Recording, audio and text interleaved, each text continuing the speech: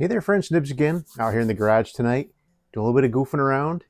I have got a really cool knife that was actually sent over to me by the folks over at Artisan Cutlery. This is a knife company that I actually had never heard of, but now that I've actually looked at their stuff on their website, I am really liking some of the stuff that I see. They've got, I don't remember the name of so the Artisan Cutlery is kind of their higher end stuff. And then they have a more budget friendly line. I'll put the name of that down here. I don't remember it off the top of my head. But fella from Artisan Cutlery reached out to me about a month ago now. I actually have been using this one. That's why I haven't done the review on it yet. But reached out to me, asked me if I'd be willing to do some reviews for them. And I said, sure. I asked him if he had a link to his website because I didn't know anything about the company. But he sent me a link, said, pick whatever you want off the website and we'll send it to you and do a review on it. So I searched around, and the one that I'm going to show you, you guys will understand why I like the looks of it so much when you see it. But so the knife is out. I've been, like I said, carrying it for about a month now. I've been using it pretty hard. I haven't been easy on it, and it's still really sharp, but I'm sure it's not as sharp as it was when I took it out of the box. We're going to take a look at that in a minute, but it comes in a really nice little box, and it comes with this this little case, nicely kind of velour, I don't know what you call that, fuzzy inside. It does come with this really nice buffing cloth. At first I thought it was actually a real leather chamois, but it's actually a cloth chamois, but it is really nice. So now let me show you the knife. So this is a, well, let me show you the side that I like the most. You guys can see the pattern there that I really like. So they call this the Holm, Holm, and it's a button lock, and it also has a locking button there that will allow you to lock the blade shut, or you can lock the blade open, so even if you push the button lock in, it will not close. So that is really cool, very nice feature.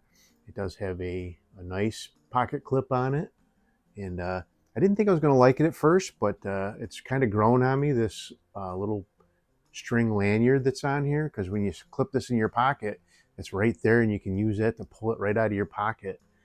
Makes it really accessible, and it flips really nice and closes up really nice as well. You can also you can release the button and flip it open too. I've gotten pretty good at that. But I wanted to so you can see I've been using it for all kinds of tasks, cutting boxes, putting connectors on cables, and it's plenty dirty. I'm going to clean it off before we test it for sharpness. But really nice. I forget what the handle material. Let's see if it says here. So I'll read you what it says here: stonewashed AR RPM 9 blade, stonewashed steel, and rosewood inlay handles. So I really like the Barlow kind of look to it, and that's what really drew me to it. They do have a couple other designs that are in this same Holm pattern. They have one with like copper bolsters. I had asked about that one, but that one was out of stock. But they do have a couple others with like some synthetic bolsters as well. They do have a lot of modern knives, but I really like these this classic look on this one. I do have several other button lock knives. Just to give you a couple examples. So this new one here from Ozark Trail, I really like that one. It's patterned after that orange knife that they had, which is patterned after the Benchmade Bug Out. And then another one that I really like is this Civivi. I think this is the Elementum. No, this is the I don't remember. I'll put it down here. But that one's nice. I like that blue. But we're not here to talk about those. I just wanted to show you that I have several other button locks as well. Very fun knives to and very useful knives too. But this one has a really nice blade shape. Great for getting your hands on stuff and like cutting. So I do a lot of RF connector installation work on my job, and a good knife with a good edge is very important. So this one, like I said, I've been doing a lot of work with it, and I don't see any kind of glinting on the blade at all. Let me clean off that tape smudge there, and we'll do a couple of sharpness tests on it, and then I'll hit it with my strop, and I bet it'll be like a razor blade again. It is pretty sharp. I actually cut a piece of paper with it even dirty before I started up, and it just glided right through that piece of paper. So I'm just using some actual Hops CLP cleaner to clean off the blade here and get all the sticky material off there so it won't impede. Yeah, I can see right now there is absolutely no glinting at all on that blade yet. And I actually know I was cutting some boxes up and hit a couple of staples and some of those big steel staples while I was cutting up some boxes. So that's pretty good as far as durability of the edge. Wow. All right, so I have a piece of when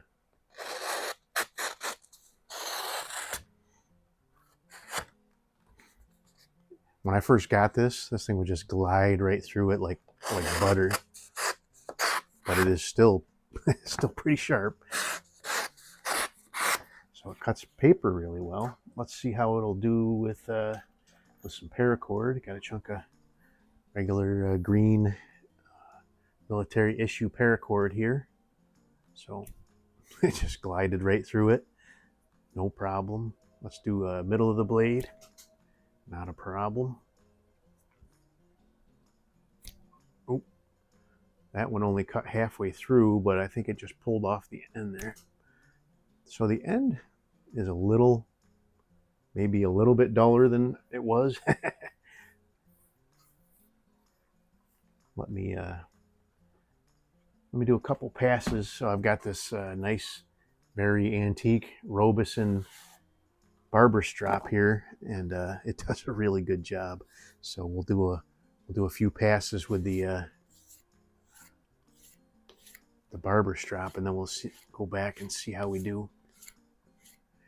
I didn't see any glinting there, so I'm not sure how much we'll get back or not, but it's worth a try.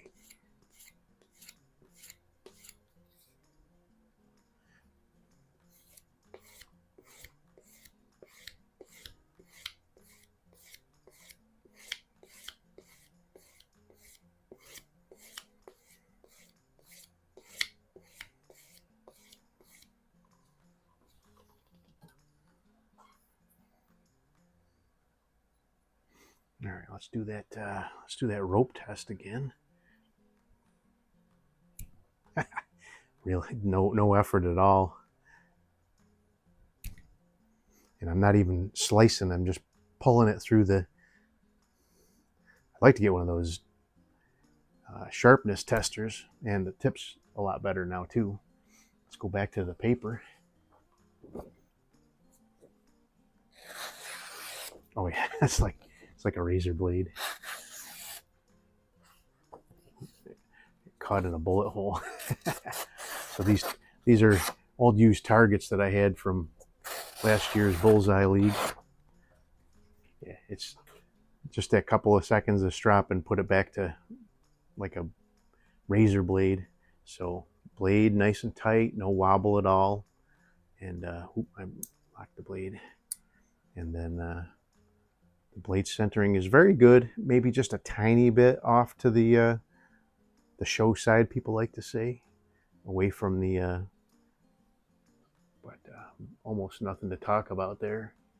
But very well made knife, all ball bearing action. So you can flip it open. But anyway, there you go. A really cool knife. Not hard on the budget either for such a nice looking knife. You can spend some money at their site though. They have some really nice stuff. But this one is easy on the budget, and I think you'll like it. Take a look, and I think it's worth a look.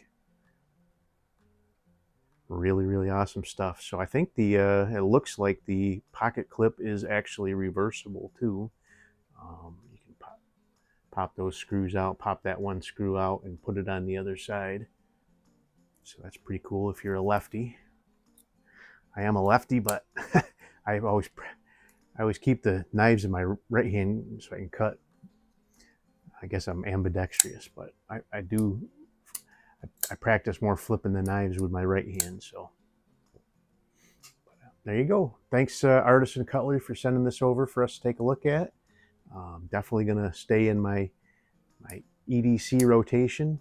Just a super knife. Like I said, it slips right on the pocket, and then if I get up high enough here, you can just grab the lanyard and have it right in your hand. But hope you guys liked the video. Till next time, have a great day.